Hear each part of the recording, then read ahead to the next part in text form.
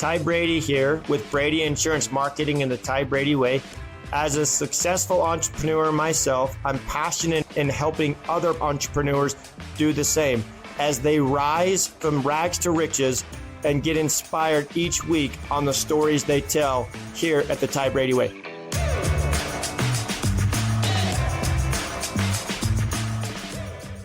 Today, I'd like to welcome Josh Jensen to the show. He is a marketing guru, and he has a story about the rise and fall and how he kind of got cut out of what he was doing and had to reinvent himself.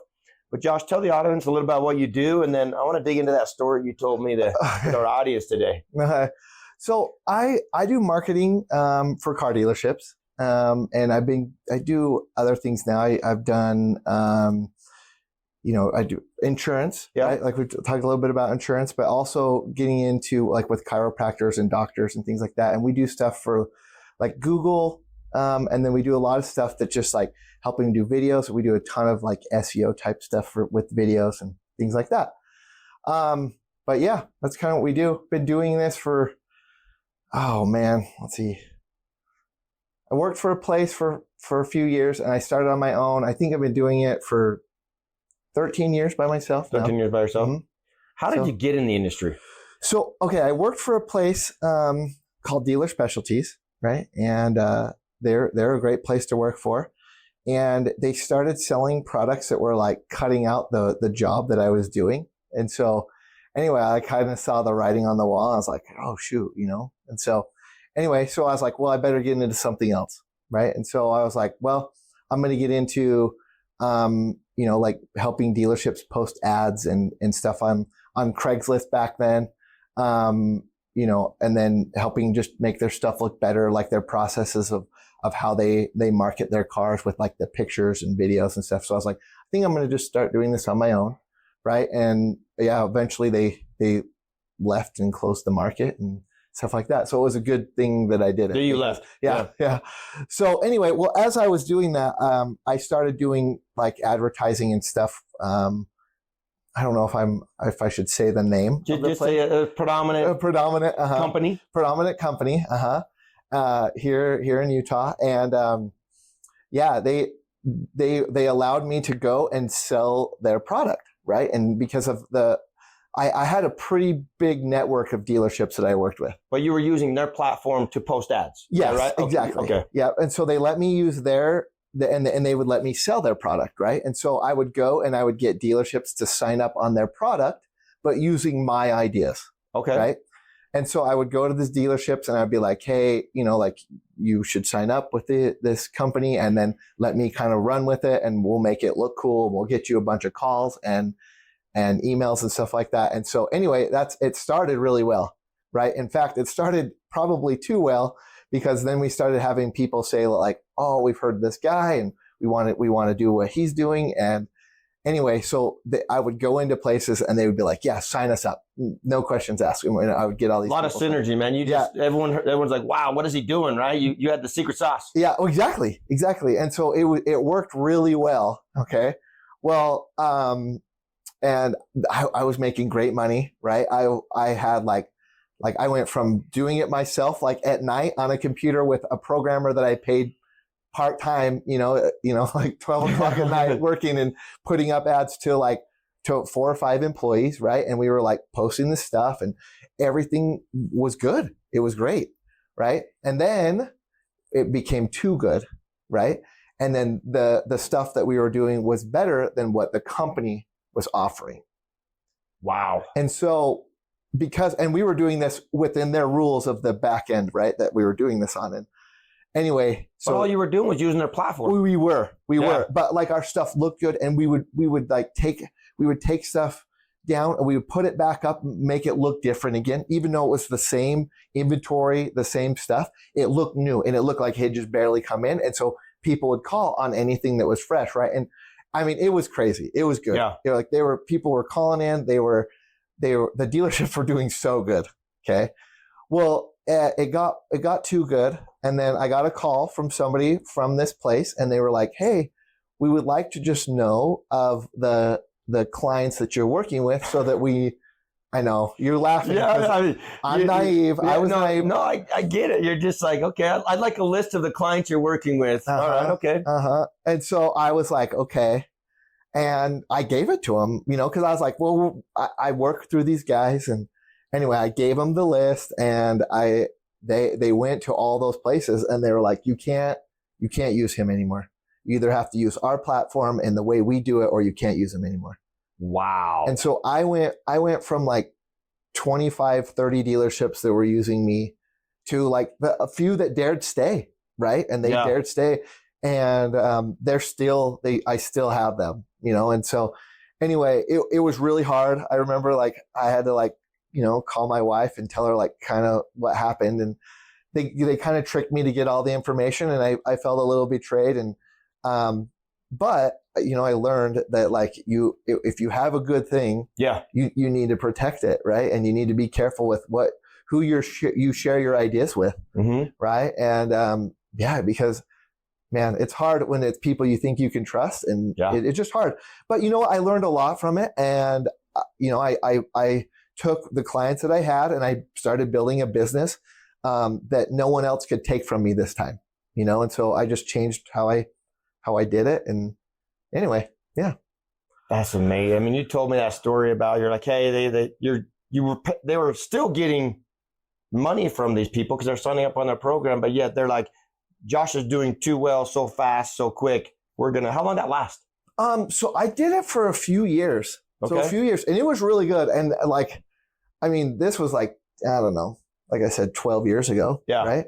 And like, I was taking home like $30,000 a month in my pocket. Wow. Going from like, dude, I was making like, when I was working for that place, dude, I was making like $36,000 a year. And so then to just like really, I had to learn a lot. Like I learned a lot about taxes. Yeah. Right? You learn a lot. You're like, man, I'm making great money. And then you realize like, I got to pay a lot of taxes, and stuff. You learn a lot, but I am grateful for what happened. Yeah. I did learn a lot, but it was pretty hard. Oh yeah. At that first, but I think that's one of the things that makes like if you can come up with an idea, right? That if you won't quit. Yeah. And I've listened to your podcast, and I know like where you started and where you were going. And anyway, but it's true. It's not like we've talked about this before. Like, I don't think you and I were not like that special, right? We talk about like, we're not the smartest people ever, but man, if you just take your idea and you have an okay idea and you're willing to work till 2 a.m, get back up at 6 a.m, and work and work and work, man, those opportunities come, and I just got more opportunities. And so I like to relate it to, I just outworked you. Yeah. I may not be the skilled. Yep. I'm not be the most talented, but I was willing to outwork you. And a lot of people see what I or you have now, and they don't realize that, late nights, weeks without paychecks, wondering, how am I going to pay off the credit card? Yep. I mean, all those things and all those stresses. And then you look back, you're like, well, I did it. Yeah. And then you're like, but that rise and fall that everybody sees, they don't see it. A lot of times they just see the highlight reel. Yeah. And they're like, hey, so you've got this, you're working with dealerships, you branched out to helping chiropractors do, marketing. I mean, where do you see it going the next 5 years? So like this part is kind of new. And actually I've been doing Google stuff for a while, but it wasn't like what I focused on, right? I've always just been like helping dealerships make their pictures and videos and their content on their website look good. Yeah. Right. And so I was like, well, I want to do something else. Right. And so I started learning just like before, like in my time off, I talked with a few people. I've had friends that are in it. Right. And I just started learning it on my own. Right. You can learn a lot on your own. Right. Talk with my friend who's a programmer, and we just kind of like, hey, there's like a chance to make some money here. Right. And there are great companies that do it. Right. But I think a lot of them focus on like all the big fish. Yeah. Right. And when you will look and you can make the little fish look as big as the big fish, people will pay for that. That's right. And so, it's my same business model they had. I started small. I looked for small clients, right? I remember the very first dealership I got this little tiny dealership up in Bountiful. And I just asked, I was like, hey, give me a chance, right? Give me a chance. I remember I started it and like, I didn't even have the money to pay for the first month of the advertising that you had to pay for. It was like $650. I remember I had to like apply to Washington Mutual to get the credit card, right? And I got like a $750 credit card. And I was like, here you go. Let's roll the dice, baby. Here we go. So anyway, I did it. And then like, they're like, hey, it worked. Right. And so I just took that same model and I just started talking with small businesses. Right. Mm-hmm. And I was just like, hey, this is kind of what I'm looking to do. And I kind of told them the story from the dealerships of how it started. And they're like, yeah, I'll give it a try. Right. And I've just worked and just tried to get more clients. I don't really like to take clients a bunch at a time. I like to see what they do and kind of what their plans are and then just help them one-on-one. And I found that when you build clients one by one, man, they stick with you. And it's not just, they won't switch for a couple bucks, but they realize that, hey, you're going to help them and you're in their corner. As a business owner, right, you're against all these big companies. Yeah. Right. And when you have somebody that's in your corner, that word will spread faster and quicker than anything. Yeah. It goes back to, we talk in my industry a lot about talking where your feet are. And just that 30-second or 10 seconds you have with somebody, tell them who you are and what you do. And that's that relatability factor. Along with the hard work, I think you have to have passion, whatever that is. Yeah. Yeah. And, there's whatever that passion is, because there's dark days. There's days when you're like, am I going to make it? Mm-hmm. I remember many days when I'm like, honey, we'll be all right. Or she'd be the one, my cheerleader, saying, it'll be okay. Just keep going. Yeah. And there was I was gone a lot. I mean, I was, late nights, you're still up working on the computer you're like, I got to get this done. Yeah. But they pay off. Yeah. But it's allowed you to branch out and do other things in that same space. Google, for my industry, if you Google insurance agents near me or Medicare agents, there's not a lot. Yeah. Because you and I have talked about it, we get blocked. As soon as you post something, it gets shut down. And we spend a lot of time trying to figure out what Google wants so that we can post that because people need help. Yeah. And that's the reality of it. And we'll figure it out. Yeah. We're not there yet. Yeah. But we'll figure it out. Yeah. Yeah. And like you said, it is true. But that's the thing is most people, they'll get that first notification. They're like, oh, I got this idea, right? They'll get this notification. They'll be like, oh, I guess it's not going to work. Yeah. They give up. And then they're done. Yeah. Right. They're like, oh, I guess Google's not going to work for me.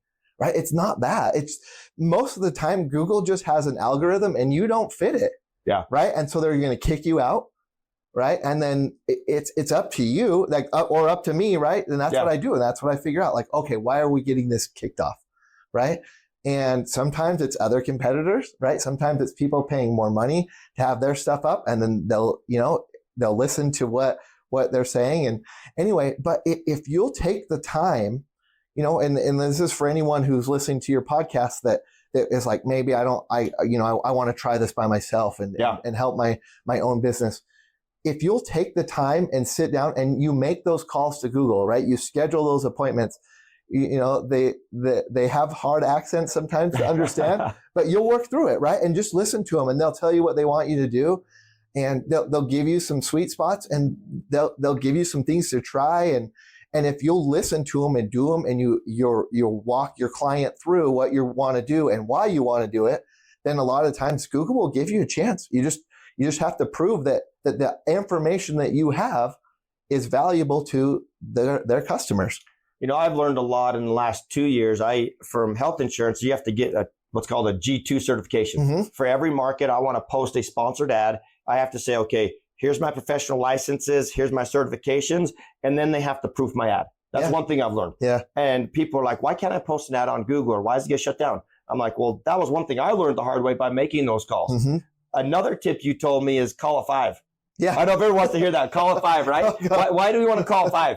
So I like to do it because it's when they're switching their people. Yeah. Right. And so if you get someone right before they leave, they'll work with you, right? And they'll allow you, to post that ad or whatever. And maybe you don't have all the things fixed that they want, right? But they'll let it fly through. They'll let it fly. Yeah. They'll let it fly for a few days, and it will give you a limited status, right? But at least you have something up there, right? It's better than nothing, and people let their stuff die. It's crazy to me how people will go, they'll spend this time and they're like, look, I want to run stuff on Google.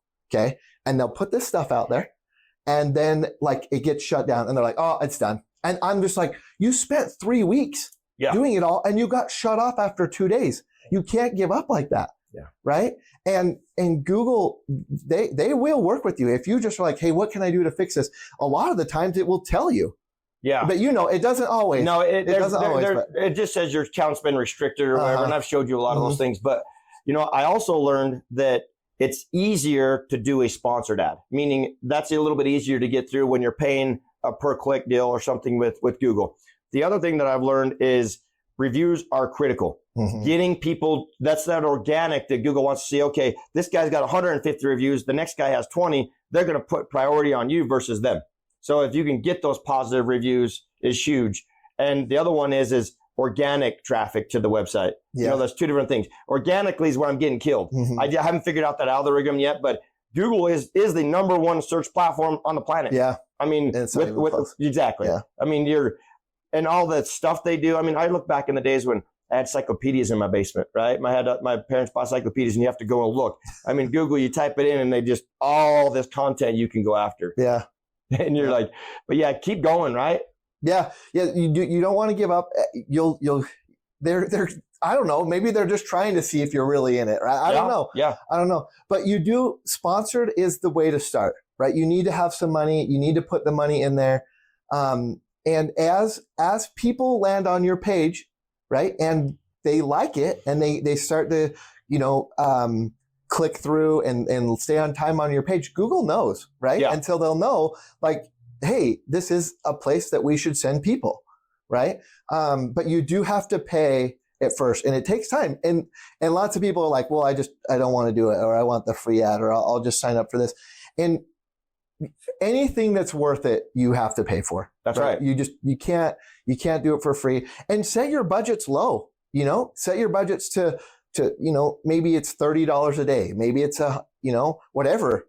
At least start something. If I remember correctly, Google will say people in your space typically spend X amount of dollars, and then you could set that budget based on that, and then you're going to get at least some kind of traffic. Yeah, your ad's going to come up. Yep. Google's a powerful, powerful tool. And I think in some cases it's underrated. Yeah, I agree. Mean, people don't use it like they should. Because they get rejected, right? They sign up and they're like, oh, it didn't work. And so they stop. That's what a lot of it. And that's honestly where I get a lot of clients from is they've tried it, right? Yeah. And they've tried it. And, well, that's why you and I were talking. Yeah. I was like, help me, Josh, help me, please. Yeah, it's true. I mean, it's true. And the thing is I get it, because when you're a business, right, like you focus on insurance. That's right. And like when I've talked to like doctors and stuff, they don't care. They didn't go to school to learn about Google, right? No. They go to help their patients, right? And I just got off the phone today with a client of mine, and he's like, well, I'll just track it, right? I'll just track it on my own. And I'm like, no, that's not the point. The point is to have it set up. If you have to track your stuff on Google and you have to track these things, that means I'm not doing my job correctly, right? And that's not what your priority. Your priority is to help your patients. That's right. Right? And so he's like, all right, you're right. That's true. And you just got to keep going. There's two things. It's time or money or both, right? You spend the time figuring it out, or you hire somebody that spent the time figuring it out. And I also say it's pay to play. Find the guys that know what they're doing to get you from A to B a little quicker, and you not doing that on your own. Yeah. And then, I did go to school. I didn't go to school, but I was out producing insurance policies with consumers. Now I've learned how to market, and I'm teaching others to market, because that market, then people call me. Yeah. And I'm not doing so much time calling a lead card. It's like, oh, my phone rings. Hey, they want to talk to me because their neighbor referred them, or they found me on Google or whatever. Right. And that's critical for the growth and scale of my company, especially as I get bigger in the industry. I mean, as a whole, doctors the same way. They didn't go to school to be marketers. Yeah. They went to school to help patients, right? Exactly. So that's, if anybody's hearing this, let people do what they're good at. They do. Yeah, exactly. And and the thing that I like about Google or anything you've done, you can measure the results. You can see the results. I mean, you get weekly reports of what the traffic is. You get weekly reports on who's clicking on your ad. So you can measure that. And then you're like, okay, well, what's not working? I'm getting impressions and I'm getting clicks, but they're not going all the way through the process. Yeah. You and I have talked about, Ty, you got to do a little video. Get people that I'm a legitimate person and the misconceptions that are out there so that they click, so then I can contact them. Yeah. Or call me, get engagement, get them to get back. Yeah. Yep. Any last things you'd like to leave with the audience there, Josh? So no, I would say the biggest thing is if you really want to try something on Google, I think if you'll go with like a $2,000 budget, right? Like I said, I had to pay for that first credit card, right? But just try it, right? And the thing is put in a good plan, right? You can YouTube stuff, you can learn so much stuff online, and then if that doesn't work, start looking at other options, But I would say the biggest thing is know that you're going to spend a little bit of money, you're going to spend a whole lot of time, and it's going to be a little frustrating, but like we've talked about, I got to where I am, you got to where you are because you just worked harder. You didn't take that first email or that first person telling you no, right? And that's kind of how you have to look at this is you're going to have to go in there, you're going to have to set it up and try things out. And sometimes they're going to work, sometimes they're not. And if it doesn't, try harder, do it again, change a few things, put it back up. Yeah. Right. And eventually you're going to crack that code, right? Yeah, exactly. And then once you've done it for a long time and you spent money, you'll see, like, I feel like Google, once they realize that you know what you're doing and people like what's on your website or what you're selling or what you're doing, they'll let it stay, And so anyway, I think, like I said, and the other thing is too, if you're creating, like if you're selling insurance, right? Yeah. And this is what we've talked about. If you're selling insurance, I would say focus on two things. Okay. The biggest thing is focus on being personable, right? And having a video that resonates with the people you're selling to, right?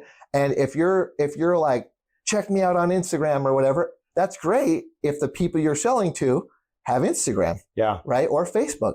But if they don't, your video needs to make sure that explains to them, hey, click below and fill out this information and I'll help you walk through the process. Yeah. Or, whatever, because it has to be comfortable. People won't do it if they don't feel comfortable doing it. Well, I'm younger than the demographic that I'm trying to relate to, first of all. And I think there's a lot of things in society that they're skeptical, meaning I think the three biggest misconceptions is they have all this fear they're going to get scammed. Yeah. I mean, it's pounded everywhere from Social Security saying, don't talk to anybody, you're going to get scammed. Don't give me any personal information. That's the first thing. The next thing is that insurance agents cost money. Yeah. They're like, hey, they're so afraid. But they don't, right? Yeah, we get compensated by the carriers. And the last one is we're in a society where they believe if they go online, over the phone or through the mail, it's less expensive. Yeah. It isn't. It's the same. Yeah. Whether it doesn't matter to me and I want to educate them and I want them to know that I have their back, because I look at every client like they're my mom or my dad, and I want them to have what's best for them. And I've literally had a husband and a wife on completely different programs. Yeah. Because it's individual and customized to them. Yeah. Yeah. But you took the time, you worked through it, right? Yeah. That's what is. Yeah. You got to put in the time. You got to put in the time, and it's just like anything. Yes. So Josh, as always, thanks for being on the show. And for all of you listening, make sure you share, like, and subscribe, and we'll catch you on the next one. Thank you for listening to another episode of the Ty Brady Way. As always, share, like, and subscribe. Go to Instagram at ty.r.brady. And as always, love hearing from you. And let me know what you want to learn on the show or what you'd like me to bring up on the show. Thanks. You can find the Ty Brady Way on Instagram as well as Facebook. To stay connected with giveaways and Ty himself, go ahead and follow at ty.r.brady on Instagram as well as Facebook. This podcast was recorded, edited, and produced by Whitney Faith Media Marketing. The theme music is an excerpt from Hot Chicken of the Woods by Isaac Joel.